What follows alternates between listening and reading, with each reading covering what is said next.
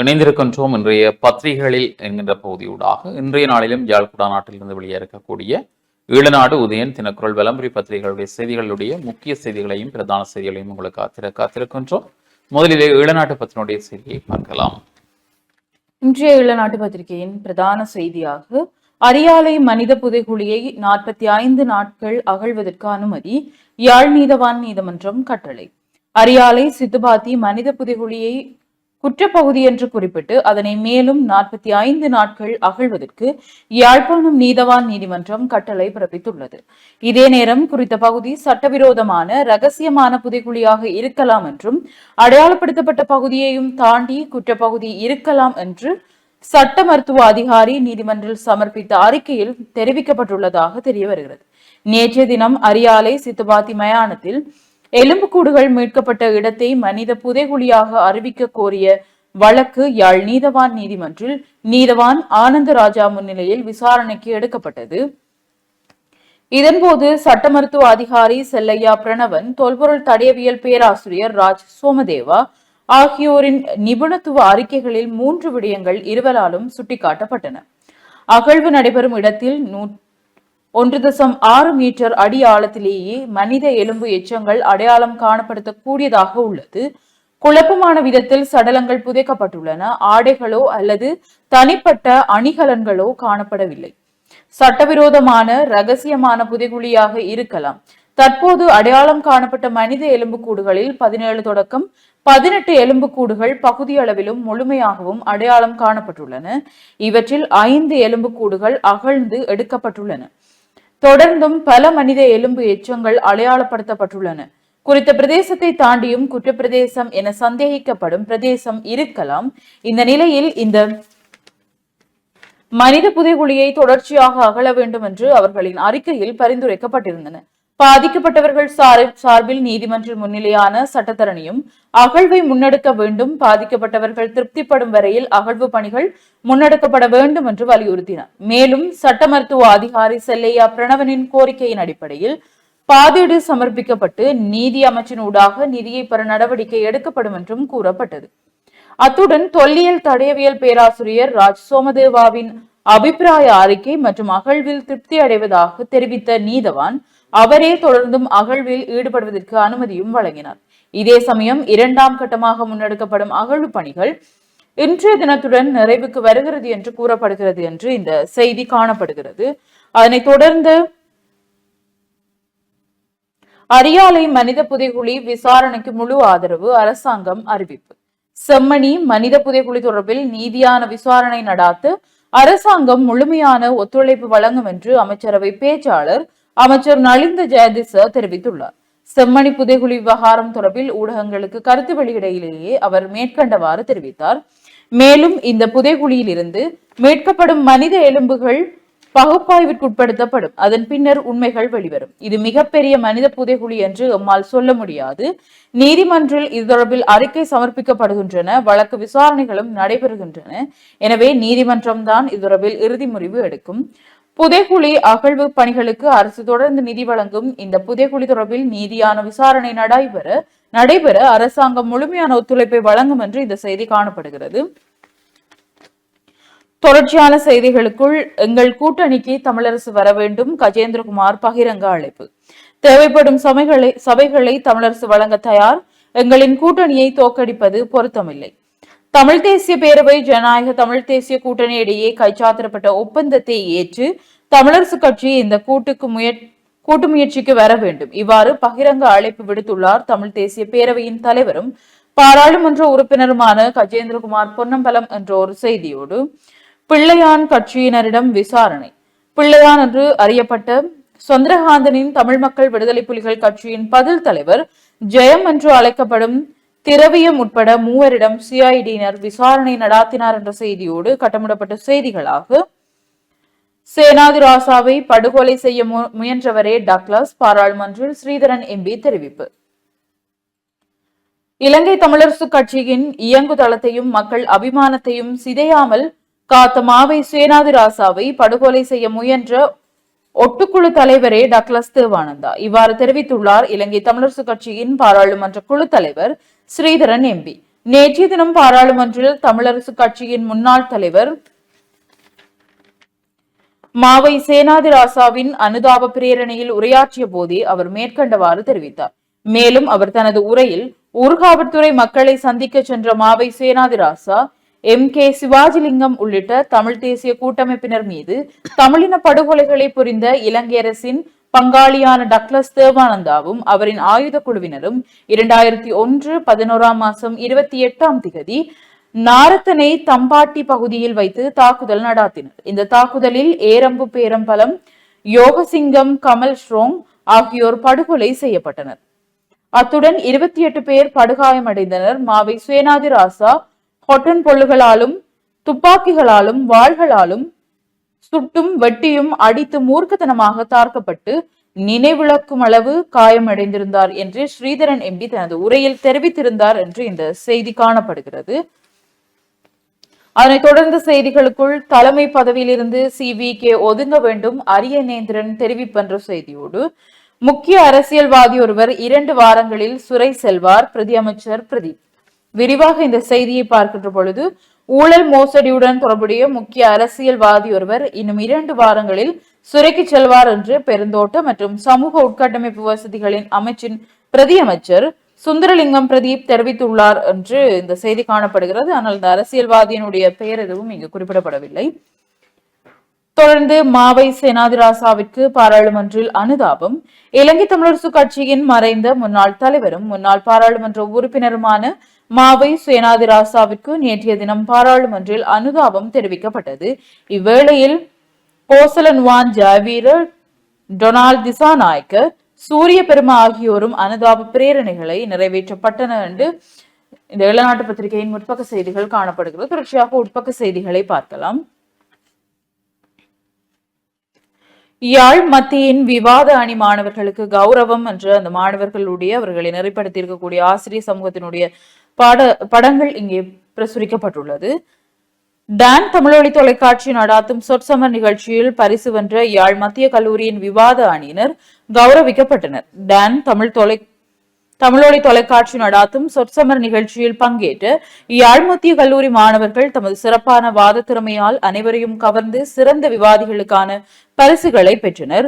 மங்களேஸ்வரன் ஜதோட்சயன், சோமஸ்கந்த சர்மா, சந்தோஷ் சர்மா ஆகியோரே சிறந்த விவாதிகளாக தெரிவாகி தமிழகத்தின் பட்டிமன்றம் ராஜா பாரதி பாஸ்கரன் இணைந்து டான்ஸ் சொற்சமர் விருதாக வழங்கும் ரூபாய் 5000 பணப்பரிசை வென்றனர். இதனையொட்டி யாழ் மத்திய கல்லூரி அதிபர் திருமதி செல்வகுணபாலனால் விவாத அணியினர் பாராட்டி கௌரவிக்கப்பட்டனர். இவர்களுக்கு பயிற்சி வழங்கியதில் முக்கிய பங்கு வகித்த விவாதம் என்ற பொறுப்பாசிரியர் நவதீன கிருஷ்ணனும் பாராட்டப்பட்டார் என்று இந்த செய்தி காணப்படுகிறது.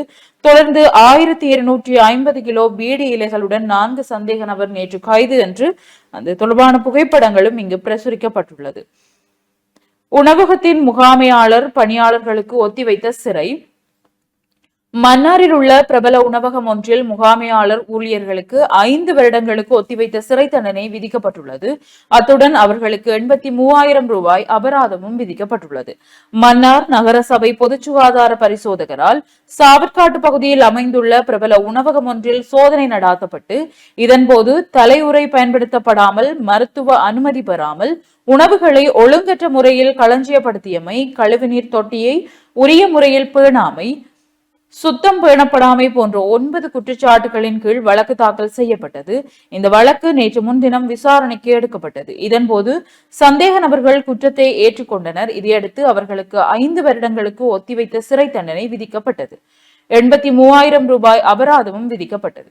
இதேவேளை தலைமன்னார் பல்பொருள் அங்காடி ஒன்றில் மனித நுகர்விற்கு பொருத்தமற்ற சுமார் 2 லட்சம் ரூபாய் பெறுமதியான பிஸ்கட்கள் கைப்பற்றப்பட்டு அளிக்கப்பட்டன என்றவாறு செய்திகள் காணப்படுகிறது. அதனைத் தொடர்ந்து பணப்புறக்கணிப்பினால் நோயாளர்கள் சிரமம் என்ற ஒரு புகைப்படம் தாங்கிய செய்தி. நிறைவுகாண் மருத்துவ நிபுணர்களின் பணிப்புறக்கணிப்பால் வவுனியா மாவட்ட பொது மருத்துவமனைக்கு வந்த நோயாளிகள் பல்வேறு சிரமங்களுக்கு உள்ளாகியுள்ளனர். நிறைவுகாண் மருத்துவ நிபுணர்கள் நாடளாவிய ரீதியில் ஆரம்பித்துள்ள வேலை நிறுத்தம் 2வது நாளாக நேற்று தொடர்ந்துள்ளது. இந்த போராட்டமானது பதவி உயர்வுகள், வார இறுதி மற்றும் விடுமுறை கொடுப்பனவுகள், பட்டதாரி ஆட்சேர்ப்பு சிக்கல், சம்பளம் மற்றும் கொடுப்பனவுகள் தொடர்பான ஒப்பந்தங்களை புறக்கணித்தல், ஓய்வூதிய நிபந்தனைகள் மற்றும் பயிற்சிகள் போன்ற பிரச்சனைகளை முன்வைத்து முன்னெடுக்கப்படுகின்றன என்று ஒரு புகைப்படம் தாங்கியவாறு இந்த செய்தி காணப்படுகிறது. யாழில் வறுமையை ஒழிக்க அனைவரும் அர்ப்பணிப்புடன் சேவையாற்ற வேண்டும் மாவட்ட பதில் அரசாங்க அதிபர் பிரதீபன் தெரிவிப்பென்ற ஒரு செய்தியுடன் கிளிநொச்சி மகப்பேற்று மருத்துவமனையை செயல்படுத்த ஆளுநரிடம் அவசர கோரிக்கை என்றவாறும் செய்திகளை இங்கு காணக்கூடியதாக இருக்கிறது. அதனைத் தொடர்ந்து இந்தியாவுடன் ஒப்பந்தம் ஜூன் 12 விசாரணைக்கு வருகிறது வழக்கு. இலங்கைக்கும் இந்தியாவிற்கும் இடையில் அண்மையில் கையெழுத்தான புரிந்துணர்வு ஒப்பந்தத்தை செல்லுபடியற்றது என உத்தரவிடக் கோரி தாக்கல் செய்யப்பட்ட அடிப்படை உரிமைகள் மனு எதிர்வரும் 12ஆம் தேதி விசாரணைக்கு எடுத்துக் கொள்ளப்பட உள்ளது. தொடர்ச்சியாக இந்த செய்தியை விரிவாக பார்க்கிற பொழுது ஏப்ரல் 5ஆம் தேதி ஜனாதிபதி செயலகத்தில் ஜனாதிபதி அனுரகுமார திசாநாயக்க மற்றும் இந்திய பிரதமர் நரேந்திர மோடி முன்னிலையில் இந்த ஒப்பந்தங்கள் பரிமாற்றப்பட்டன. பாதுகாப்பு ஒத்துழைப்பு, டிஜிட்டல் தேர்வுகளை பகிர்ந்து கொள்வது மற்றும் கிழக்கு மாகாணத்திற்கான பல்துறை மானிய உதவி உள்ளிட்ட இந்தியாவிற்கும் இலங்கைக்கும் இடையிலான 7 புரிந்துணர்வு ஒப்பந்தங்கள் இதில் அடங்கியிருந்தன. இந்த நிலையில் நேற்று முன்தினம் இந்த வழக்கு உயர் நீதிமன்றத்தில் விசாரணைக்கு வந்தபோது விசாரணை ஜூன் 12ஆம் தேதி ஒத்திவைக்கப்பட்டுள்ளது. தேசபக்தி தேசிய இயக்கத்தின் தலைவர் குணதாச அமரசேகர மற்றும் வினிவிட அறக்கட்டளையின் பொருளாளர் சுனில் ஜெயசுந்தர உள்ளிட்ட மனுதாரர்கள் குழு இந்த மனுக்களை தாக்கல் செய்துள்ளது. பிரதமர் ஹரணி அமரசூரிய, அமைச்சரவை உறுப்பினர், சட்டமா அதிபர் மற்றும் பலரை பிரதிவாதிகளாக குறிப்பிட்டு இந்த மனு தாக்கல் செய்யப்பட்டுள்ளது என்று இந்த செய்தி காணப்படுகிறது. தொடர்ந்து கொழும்பு களத்துறையில் சில பகுதிகளில் மின்தடை, பியகம பன்னிப்பிட்டிய பிரதான மின் இணைப்பில் ஏற்பட்ட தொழில்நுட்ப கோளாறு காரணமாக நேற்று திடீர் மின்தடை ஏற்பட்டுள்ளது என்ற இந்த கட்டமிடப்பட்ட செய்தியுடன் விபத்தில் இளைஞர் பறி. குளியாப்பிட்டி மாதம்பே வீதியில் ஹனதுல்ல பகுதியில் நேற்று இடம்பெற்ற பயங்கர விபத்தில் இளைஞர் ஒருவர் உயிரிழந்துள்ளார். வேன் மோட்டார் சைக்கிளுடன் மோதியதில் தொடர்ந்து மோட்டார் சைக்கிள் எதிர் திசையில் வந்த பஸ்ஸுடனும் மோதி பயங்கர விபத்து ஏற்பட்டுள்ளது. குளியாப்பிட்டியில் மாதம்பே நோக்கி பயணித்த வேன் அதே திசையில் சென்ற மோட்டார் சைக்கிளை முந்த முயன்ற போது இந்த விபத்து ஏற்பட்டுள்ளது. இதனாலே எதிரே வந்த பஸ்ஸுடன் மோட்டார் சைக்கிள் மோதியதில் மோட்டார் சைக்கிள் சாரதி மற்றும் பின்னால் அமர்ந்திருந்த பெண்ணொருவர் பலத்த காயங்களுக்கு உள்ளாகினர். இருவரும் குளியாப்பிட்டி வைத்தியசாலையில் அனுமதிக்கப்பட்ட நிலையில் மோட்டார் சைக்கிள் சாரதி சிகிச்சை பலனின்றி உயிரிழந்துள்ளார். உயிரிழந்தவர் பத்துலு ஓயா பகுதியைச் சேர்ந்த 23 வயது இளைஞன் என அடையாளம் காணப்பட்டுள்ளது. பின்னால் அமர்ந்திருந்த பெண் வைத்தியசாலையில் தொடர்ந்து சிகிச்சை பெற்று வருவதாகவும் போலீசார் தெரிவித்தனர் என்று இந்த செய்தி காணப்படுகிறது. அதனைத் தொடர்ந்த செய்திகளுக்குள் மருமகனால் தாக்கப்பட்ட மாமன் சிகிச்சை பலனின்றி உயிரிழப்பு. மொனராகலையில் தனமல் ஹம்பேஹமு பிரதேசத்தில் மருமகனால் தாக்கப்பட்டு காயமடைந்த நிலையில் வைத்தியசாலையில் அனுமதிக்கப்பட்ட மாமனார் சிகிச்சை பலனின்றி உயிரிழந்துள்ளதாக போலீசார் தெரிவித்தனர். உயிரிழந்தவர் தனமல் ஹம்பேஹமு பிரதேசத்தைச் சேர்ந்த 58 வயதுடையவர் ஆவார். சந்தேக நபரான மருமகன் தனது மனைவியுடன் தினமும் தகராறில் ஈடுபட்டு வந்துள்ளார். அதனால் மாமனார் சந்தேக நபரின் வீட்டிற்கு சென்று இது குறித்து விசாரித்துள்ளார். இதன்போது சந்தேக நபருக்கும் மாமனாருக்கும் இடையில் ஏற்பட்ட தகராறில் சந்தேக நபர் தனது மாமனாரை பலமாக தாக்கி காயப்படுத்தியுள்ளார். தாக்குதலில் காயமடைந்த மாமனார் எம்பிலிப்பிட்டிய ஆதார வைத்தியசாலையில் அனுமதிக்கப்பட்டு பின்னர் மேலதிக சிகிச்சைக்காக காலி கராப்பிட்டிய போதனா வைத்தியசாலைக்கு மாற்றப்பட்டுள்ளார். காலி கராப்பிட்டிய போதனா வைத்தியசாலையில் சிகிச்சை பெற்று வந்த மாமனார் மீண்டும் எம்பிலிப்பிட்டிய ஆதார வைத்தியசாலைக்கு அழைத்து வரப்பட்ட பின்னர் சிகிச்சை பலனின்றி உயிரிழந்துள்ளார். இதனை அடுத்து பிரதேசத்தை விட்டு தப்பிச் சென்று தலைமறைவாக இருந்த சந்தேக நபர் போலீசாரால் கைது செய்யப்பட்டுள்ளார் என்று இந்த செய்தி காணப்படுகிறது. தொடர்ந்து திடீரென தீப்பற்றி எறிந்த வாகனங்கள் என்ற ஒரு புகைப்படம் தாங்கிய செய்தி. கொழும்பு தெமட்டகொடை பிரதேசத்தில் உள்ள கட்டிடம் ஒன்றிற்கு முன்பாக நிறுத்தி வைக்கப்பட்டிருந்த கார் ஒன்றும் 6 ஓட்டோக்கள் திடீரென தீப்பற்றி எரிந்துள்ளதாக போலீசார் தெரிவித்துள்ளனர் என்று இந்த செய்தி காணப்படுகிறது. அதனைத் தொடர்ந்த செய்திகளுக்குள் தன்னை தானே சுட்டுக் கொண்ட போலீஸ் அத்தியட்சகர் மரணம். மகியங்கனை போலீஸ் நிலையத்தில் பணியாற்றிய உதவி போலீஸ் அத்தியட்சகர் ஒருவர் நேற்று காலை T56 ரக துப்பாக்கியால் தன்னைத்தானே சுட்டு உயிர் மாய்த்து கொண்டார். 57 வயதுடைய அத்தநாயக்க முதியன் செலாஹே உபசேன அத்தநாயக்க என்பவரே இவ்வாறு உயிரிழந்துள்ளார். மகியங்கனை போலீஸ் நிலையத்தில் பணியாற்றிய அவர் நேற்று காலை தனது வீட்டிலிருந்து வேலைக்கு வந்ததாகவும் சில உத்தியோகபூர்வ பணிகளுக்கு செல்ல வேண்டும் என்று கூறி ஆயுத வெளியீட்டு பதிவேட்டில் பதிவு செய்துள்ளதாகவும் ஆரம்ப விசாரணையில் தெரியவந்துள்ளது. மேலும் 30 தோட்டாக்கள் கொண்ட ஆயுதம் மற்றும் ஒரு பத்திரிகையை எடுத்துக்கொண்டு மகியங்கனை போலீஸ் நிலையத்தில் உள்ள உதவி போலீஸ் கண்காணிப்பாளர் அலுவலகத்திற்கு அடுத்த அறைக்குள் அவர் சென்றுள்ளார். அங்குள்ள படுக்கையில் படுத்துக்கொண்டு காலை 8:55 மணியளவில் தன்னைத்தானே சுட்டுக்கொண்டு உயிர் மாய்த்துள்ளார் என்று இந்த செய்தி காணப்படுவதோடு 449 பேர் கைது. நாடளாவிய ரீதியில் நேற்று முன்தினம் வியாழக்கிழமை போலீசாரால் மேற்கொள்ளப்பட்ட விசேட சுற்றிவளைப்பு நடவடிக்கைகளின் போது போதைப் பொருட்களுடன் 449 பேர் கைது செய்யப்பட்டுள்ளதாக போலீஸ் ஊடக பிரிவு தெரிவித்துள்ளது என்று ஒரு கட்டமிடப்பட்ட செய்தி காணப்படுகிறது. அதனைத் தொடர்ந்த கிழக்கு மாகாண செய்திகளுக்குள் கிழக்கு பல்கலைக்கழகத்தில் சுற்றுச்சூழல் குறித்த நிகழ்வு என்ற ஒரு கட்டமிடப்பட்ட செய்தியும், அஷ்ரப் வித்யாலய மகளிரணி மாகாண போட்டிக்கு தெரிவு என்ற ஒரு புகைப்படம் தாங்கிய செய்தி, பாடசாலைக்கு இடையிலான 2025ஆம் ஆண்டுக்கான விளையாட்டுப் போட்டியில் 17 வயதிற்குட்பட்ட கரம் போட்டியில் கல்முனை கல்வி வலய சாய்ந்தமருது லீடர் MHM அஷ்ரப் வித்யாலய மகளிர் அணி சாம்பியன் ஆகி மாகாண மட்ட போட்டிக்கு தெரிவு செய்யப்பட்டுள்ளது என்ற ஒரு செய்தி இங்கு காணக்கூடியதாக இருக்கிறது. தொடர்ந்து காடு மீளுருவாக்க திட்டத்தின் கீழ் 100 மரக்கன்றுகள் வழங்கப்பட்டன என்று நாவிதன் வெளியில் இடம்பெற்ற சுற்றாடல் தினத்தில் எடுக்கப்பட்ட புகைப்படங்களும் இங்கு பிரசுரிக்கப்பட்டுள்ளது. குச்சவெளியில் மீனவர் மீது தாக்குதல், உடனடி நடவடிக்கை எடுக்க வேண்டும், கிழக்கு மாகாண பிரதிநிதிகள் வலியுறுத்து என்று இந்த செய்தி ஒன்று இங்கு பிரசுரிக்கப்பட்டுள்ளது. நேற்றைய தினம் பத்திரிகையில் இது தொடர்பான போராட்டங்கள் பற்றிய செய்திகளையும் காணக்கூடியதாக இருந்தது. தொடர்ந்து கடற்கரையோரம் சுத்தப்படுத்தல், பிளாஸ்டிக் மாசாக்கத்தை முடிவுக்கு கொண்டு வருதல் எனும் தொனிப்பொருளில் மையமாக கொண்டு சர்வதேச சுற்றாடல் தினத்தை முன்னிட்டு கடற்கரையோர சுத்தப்படுத்துகை தினம் கல்முனை கடற்கரையோரத்தில் நேற்று முன்தினம் இடம்பெற்றது என்று அது தொடர்பான புகைப்படங்களும் இங்கு பிரசுரிக்கப்பட்டுள்ளது. தொடர்ந்து உலக செய்திகள் பக்கத்தில் ரஷ்யா மற்றும் உக்ரைன் இடையே போர் நிறுத்தம் சாத்தியமில்லை என்றொரு தலைப்பிடப்பட்ட செய்தியும், நிலவின் வடக்கு பகுதியில் தரையிறங்கும் விண்கலம், ஜப்பான் தனியார் ஆய்வு நிறுவனம் தகவல் என்ற செய்திகளும் இங்கு காணக்கூடியதாக இருக்கிறது. அதனைத் தொடர்ந்து அஸ்ஸாமில் மழை வெள்ளத்தில் 7 லட்சம் மக்கள் பாதிப்பு, இதுவரை 19 பேர் உயிரிழப்பு என்ற செய்தியோடு நெற்கதியான ஆப்கான் மக்கள் பயணத்தடையை நீக்குமாறு அமெரிக்காவிடம் கோரிக்கை என்ற செய்தியும், IPL வெற்றி விழாவில் 11 பேர் பலி, கர்நாடகா அரசிற்கு நீதிமன்றம் கண்டனம் என்ற செய்திகளும் உலக செய்திகள் பக்கத்தில் பிரசுரிக்கப்பட்டுள்ளது. அதனைத் தொடர்ந்த இறுதிப்பக்க செய்திகளாக சர்வாதிகாரி போன்று செயல்பட வேண்டாம், சபாநாயகரிடம் சமிந்த விஜயஸ்ரீ என்ற ஒரு செய்தியும், பெண்கள் சுகாதார பராமரிப்பு நிலையத்தை வடமாகாண ஆளுநர் நேற்று நேரில் பார்வை என்ற ஒரு புகைப்படம் தாங்கிய செய்திகளும் இங்கு பிரசுரிக்கப்பட்டுள்ளது. தொடர்ச்சியாக மேலும் 4 லட்சம் குடும்பங்களுக்கு அஸ்வசும உதவி கொடுப்பனவு என்றவாறு இன்றைய இளநாட்டு பத்திரிகையின் செய்திகள் காணப்படுகிறது. தொடர்ச்சியாக வலம்புரி நாளிதழின் செய்திகளோடு இணைந்திருக்கலாம். வலம்புரியினுடைய இன்றைய பிரதான தலைப்புச் செய்தி, செம்மணி சித்துப்பாத்தி மயானம் மனித புதைகுழியாக நீதிமன்றால் பிரகடனம், 45 தினங்கள் அகழ்வு பணியை முன்னெடுக்க உத்தரவு. அரியாலை செம்மணி சித்துப்பாத்தி மயானத்தில் மனித எச்சங்கள் அடையாளம் காணப்பட்ட பகுதியை குற்றவியல் சம்பவம் நடந்த மனித புதைக்குழி என தெரிவித்த யாழ் நீதவான் நீதிமன்றம் தொடர்ச்சியாக 45 தினங்களுக்கு அகழ்வாய்வு பணிகளை முன்னெடுக்க உத்தரவிட்டதாக இன்றைய பிரதான செய்தி வலம்புரியிலே. ஏனைய செய்திகளை பார்க்கலாம். மல்லாவியில் விபத்து, குடும்பஸ்தர் மரணம். மல்லாவியில் இடம்பெற்ற விபத்தில் குடும்பஸ்தர் ஒருவர் மரணமடைந்துள்ளார். இதில் மல்லாவி அனிச்சங்குளம் பகுதியைச் சேர்ந்த 3 பிள்ளைகளின் தந்தையான TM ஹேரத் பண்டா வயது 38 என்பவரே உயிரிழந்தார் என்ற அந்த செய்தி. EPDP-யுடன் பேச்சுவார்த்தை, தனக்கு எதுவும் தெரியாது, ஸ்ரீதரன் MP தெரிவிப்பு.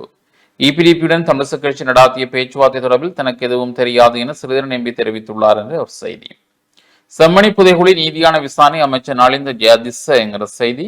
யாழ்ப்பாணம் செம்மணி புதைகுழி தொடர்பில் நீதியான விசாரணை இடம்பெறும், அரசு இதற்கு முழுமையாக ஒத்துழைக்கும் என அமைச்சரவை பேச்சாளர் அமைச்சர்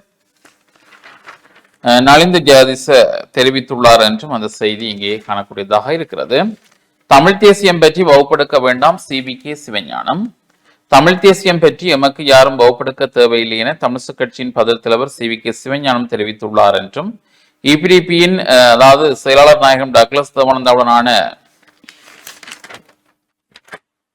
சந்திப்பு தொடர்பில் நேற்று ஊடகங்களிடம் கருத்து தெரிவிக்கும் போதே இவ்வாறு தெரிவித்தார். அவர் தொடர்ந்து தெரிவிக்கையில், நாம் EPDP-யிடம் ஆதரவு தரத்தான் சொல்லியிருந்தோம், இணைந்து செயற்படுவதில் கலந்துரையாடவில்லை, நாம் அனைத்தையும் வெளிப்படையாக மக்கள் முன்னிலையிலே செய்கிறோம். அத்தோடு ஒற்றையாட்சியை தாம் ஒரு காலத்திலும் ஏற்கவில்லை என்றும் சுட்டிக்காட்டினார் என்று அந்த செய்தி இங்கே காணக்கூடியதாக இருக்கிறது. சாராய கம்மைகளிடம் இருந்து பணம் பெறுவோர் நிதி அமைச்சில் சில தினத்தில் வெளிப்படுத்துவேன் அமைச்சர் சுனில். சாராய கம்மைகளிடமிருந்து பணம் பெற்றுக்கொள்ளும் ஓரிரு நபர்கள் நிதி அமைச்சில் இருக்கின்றனர். அவர்களின் பெயர் விவரங்களை ஒரு சில தினங்களில் வெளிப்படுத்துவேன் என கைத்தொழில் அமைச்சர் சுனில் ஹந்தினித்து தெரிவித்தார் என்று ஒரு செய்தி இங்கே காணக்கூடியதாக இருக்கிறது. பட்டா மோட்டார் சைக்கிள் நேருக்கு நேர் மோதி விபத்து, குடும்பஸ்தர் பலி, சங்கானையில் சம்பவம்.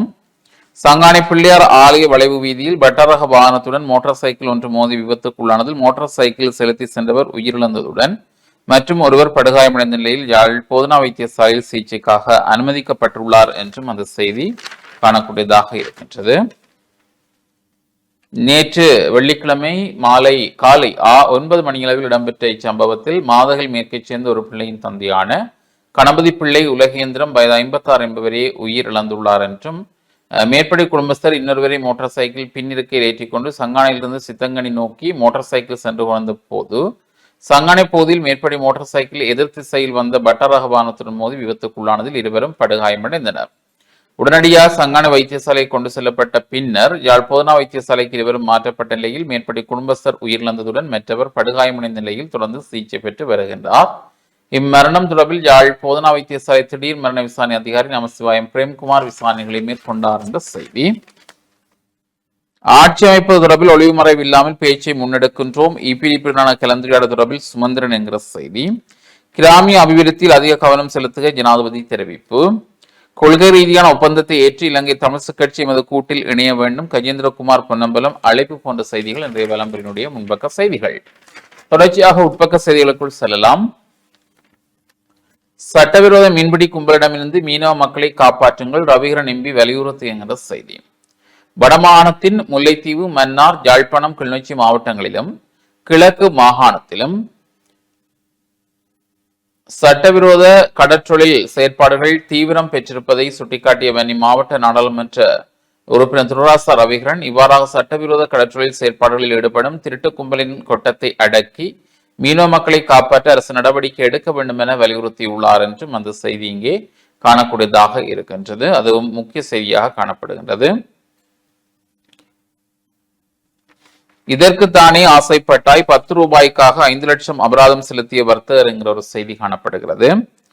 ரத்னபுரி களவானை பகுதியில் உள்ள பல்பொருள் அங்காடிக்கு நீதிமன்றம் 5 லட்சம் ரூபாய் அபராதம் விதித்துள்ளது.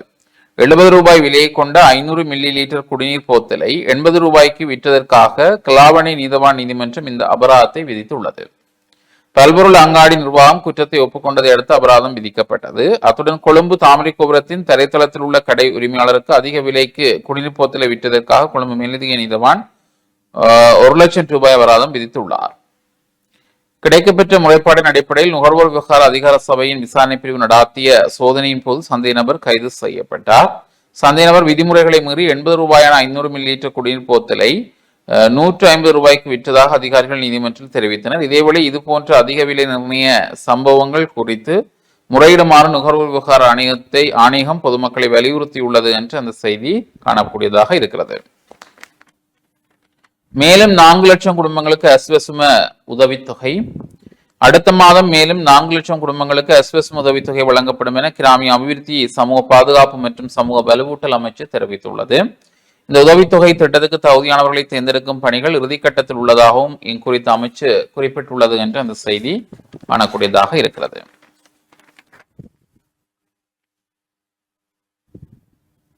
கசிப்பு உற்பத்தி நிலைய முற்றுகை, சந்தேக நபர் தப்பியோட்டம் என்ற செய்தி. முல்லைத்தீவு பரிசங்குளம் குருவிச்சையாறு பகுதியில் சட்டவிரோத கசிப்பு உற்பத்திக்கு தயாராக இருந்த நிலையில் 1,30,000 மில்லி லிட்டர் கோடா, செப்பு சுருள், பரல் என்பன கைப்பற்றப்பட்டுள்ளன என்றும் அந்த செய்தி காணக்கூடியதாக இருக்கின்றது.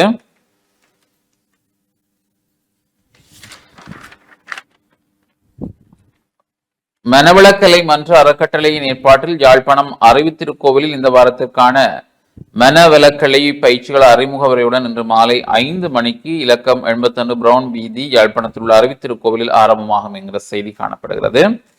திருநெல்வேலி கரியபுலம் அருள்மிகு ஸ்ரீ ஞானவேரவர் ஆலய வருடாந்த அலங்கார உற்சவம் கடந்த 3ஆம் தேதி செவ்வாய்க்கிழமை முதல் ஆரம்பமாகி இதுவரும் ஜூலை மாதம் 2ஆம் தேதி புதன்கிழமை வரை 30 தினங்கள் இடம்பெற இருப்பதாக ஒரு செய்தி இங்கே கூறப்பட்டிருப்பதாக அந்த செய்தி காணப்படுகிறது.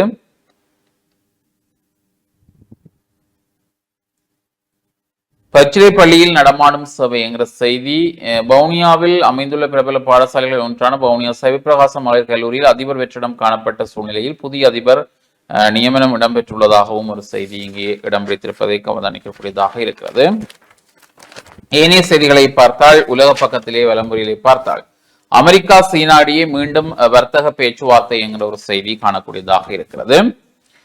ஷெனா பாலத்தை திறந்து வைத்தார் மோடி. இந்தியாவின் உட்கட்டமைப்பு பயணத்தில் ஒரு வரலாற்று மைல்கல்லை குறிக்கும் வகையில் உலகின் மிக உயரமான ரயில் பாலமான செனாப் ரயில் பாலத்தை பாரத பிரதமர் நரேந்திர மோடி நேற்று திறந்து வைத்தார் என்கிற ஒரு செய்தியும் காணப்படுகிறது. இஸ்ரேல் பிரதமருக்கு பிடியாணை பிறப்பித்தவர்களுக்கு தடை விதித்த அமெரிக்கா என்கிற ஒரு செய்தியும் காணக்கூடியதாக இருக்கிறது. 3000க்கும் மேற்பட்ட வாகனங்களுடன் நடுக்கடலில் எரியும் சரக்கு கப்பல். அலாஸ்காவின் அலூடியன் தீவுகளுக்கு அருகில் 3000க்கும் மேற்பட்ட வாகனங்களை ஏற்றிச் சென்ற சரக்கு கப்பல் ஒன்று நேற்று முன்தினம் வியாழக்கிழமை தீ விபத்துக்குள்ளானதாக அந்த செய்தி. உச்சத்தை தொடும் மாஸ்க் ட்ரம் முருகல். பாகிஸ்தானில் வறுமை கோட்டுக்கு கீழ் 10 கோடி பேர், உலக வங்கி அறிக்கை போன்ற செய்திகளும் இங்கே உலக பக்கத்திலே காணப்படுகிறது. ஏனைய உள்ளூர் செய்திகளை பார்த்தால் மன்னார் நடுக்குடா கடற்கரையில் ஒரு தொகுதி வீடு இலைகள் மீட்பு என்கிற செய்தி. சிறுபோக நெல் அறுவடை ஆரம்பம், உரிய விளைச்சலை பெற முடியவில்லை, விவசாயிகள் கவலை. தரமுடம் போலீஸ் நிலையத்துக்கு புதிய பொறுப்பதிகாரி நியமனம் என்கிற ஒரு செய்தி. மன்னாரில் உணவு ஒன்றுக்கு 83,000 ரூபாய் அபராதம். கிளிநொச்சி மருத்துவமனைக்கு ஆளுநர் விஜயம் போன்ற செய்திகளும் காணப்படுகிறது. புங்குடுதீவு மேற்கு 4ஆம் வட்டாரம் பிட்டியம்பதி அருள்மிகு ஸ்ரீ காளிகா பரமேஸ்வரி அம்பாள் ஆலய மகோற்சவ பெருந்திருவிழா எதிர்வரும் 23ஆம் தேதி திங்கட்கிழமை காலை 10 மணிக்கு கொடியேற்றத்துடன் ஆரம்பமாய் தொடர்ந்து 10 தினங்கள் உற்சவங்கள் இடம்பெற உள்ளதாக ஒரு செய்தியும் காணக்கூடியதாக இருக்கிறது. சர்ச்சைக்குரிய கொள்கலன்களை விடுவிக்க கோரி நான் ஒருபோதும் அழுத்தம் பிரயோகிக்கவில்லை, தன் மீதான குற்றச்சாட்டுக்களை அடியோரு மறுக்கிறார் பிமல் என்கிற செய்தி. பாடசாலை வேன் விபத்து, 3 வைத்தியசாலையில், நுவரெலியா உடப்புசலாவு பிரதான வீதியில் என்கிற செய்தி. தமிழ்சு கட்சியின் பெருந்தலைவர் மாவியை படுகொலை செய்ய முயன்ற டக்ளஸ், பாராளுமன்றத்தில் ஸ்ரீதரன் ஆதங்கம் என்கிற செய்தி. உள்ளூராட்சி மன்றங்களில் ஆட்சி அமைக்க தமிழ்சு கட்சி ஈழமக்கள் ஜனநாயக கட்சியின் ஆதரவை கோரியுள்ள நிலையில் இலங்கை தமிழ்சு கட்சியின் இயங்குதளத்தையும் மக்கள் அபிமானத்தையும் சிதையாமற் காத்த பெருந்தலைவர் மாவி சேனாதராஜா அவர்களை படுகொலை செய்ய முயன்ற ஒட்டுக்குழு தலைவரை டக்ளஸ் தேவானந்தா என பாராளுமன்ற உறுப்பினரும் தமிழ்சு கட்சியின் பாராளுமன்ற குழு தலைவருமான சிவஞானம் ஸ்ரீதரன் தெரிவித்துள்ளார் என்றும் அந்த செய்தி காணக்கூடியதாக இருக்கின்றது.